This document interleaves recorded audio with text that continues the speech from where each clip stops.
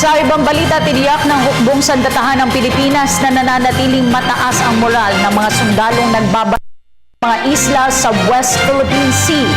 Ito ay sa kabila ng patuloy na tensyon sa naturang lugar dahil na rin sa ginagawang reclamation ng China sa mga pinag-aagawang teritoryo. Si Waywaya Makalma para sa detalye. Mataas ang moral ng mga sundalo na nagbabantay sa mga isla sa West Philippine Sea. Ito ang siniguro ng liderato ng Armed Forces of the Philippines.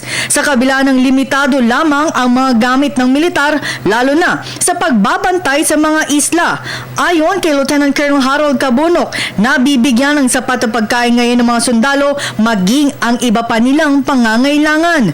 Sa tulong na din ng mga sibilyan kaya napupunan ang pangangailangan ng mga sundalo na nagbibigay ng mga gamit para sa kanila. Sa mga isla, high moral, regular naman silang resupply.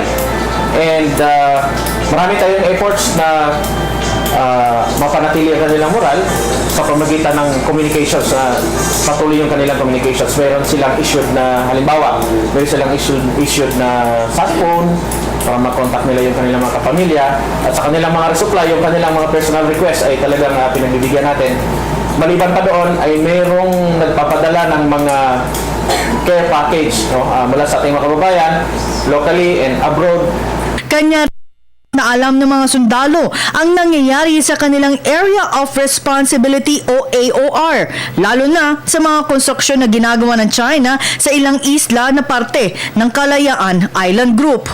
Sa kabila ng nangyayari sa lugar ay patuloy na babantayan ng sundalo ang mga teritoryo ng bansa at hindi nila iiwan ito dahil ito ang kanilang mandato. Patuloy as is, patuloy, huwag magpatinag sa anuman na panangakot, huwag magpatinag sa anumang nababalitaan na may pinapakalat ng mga informasyon dahil kami ay mga sundalo Pilipino, hindi tayo nagpapatinag sa sinuman na nanakot sa atin.